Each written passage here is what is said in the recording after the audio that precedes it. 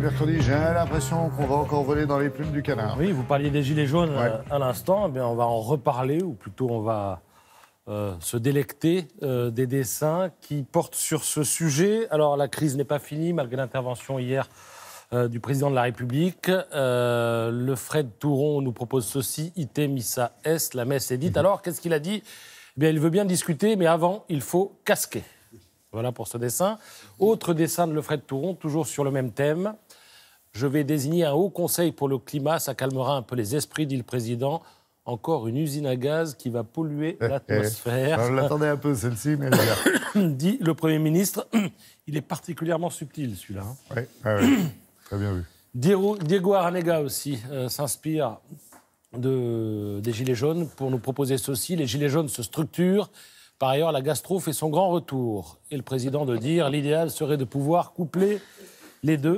C'est vrai que ça serait une solution temporaire, mais une solution quand même. Et puis, on retrouve le Fred Touron pour ce dessin. Je voudrais parler au responsable. Ah ben, c'est celui avec un gilet jaune. Voilà. Tout ça parce que le mouvement est en train de se structurer. Alors, hors série, découverte patrimoine. L'histoire des expressions françaises. Et qui voilà à la une. Dites donc, ben oui, il est le là. grand Fred. Alors Voilà, je voulais le mettre face à sa propre image pour voir sa d'hab. réaction. C'était une réaction d'empathie ou au contraire une réaction d'horreur. Non, je crois que ça va, il garde le sourire.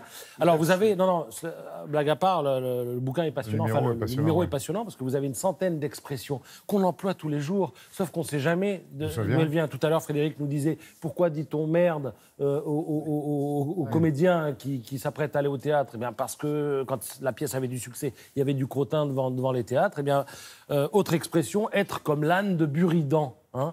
Alors, d'abord, ça veut dire que ça désigne la position d'une personne qui est tiraillée, qui est sollicitée des deux côtés à la fois, et qui ne sait pas trop quoi choisir. Alors, Buridan, moi, au début, je croyais que c'était une ville. Pas du tout, c'est un monsieur, Jean Buridan, né en 1300.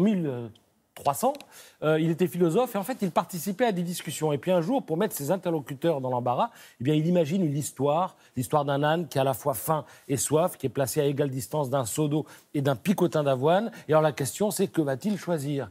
Et alors s'il choisit quelque chose, déjà, ça montre qu'il a un libre arbitre, en toute conscience. Mais s'il ne fait pas de choix, il meurt en quelque sorte parce qu'il ne peut pas décider. Donc la morale de l'affaire, c'est que sans pouvoir de choisir, on n'a pas de liberté. Et vous imaginez bien toutes les discussions qu'on peut avoir autour de la notion de liberté, de choix, de conscience, etc., avec de telles anecdotes. Voilà, on apprend aussi d'où vient avoir une belle binette, etc. Et je voudrais prendre 10 secondes, parce que tout ça, c'est du papier, pour vous dire qu'il y a aujourd'hui à Paris, dans le 8e arrondissement, un colloque à l'initiative de ce journal, Culture Papier, sur le papier. 71% des Français disent qu'ils aiment le papier, qu'il faut se déconnecter un petit peu des écrans. C'est de cela qu'il sera question lors de ce colloque.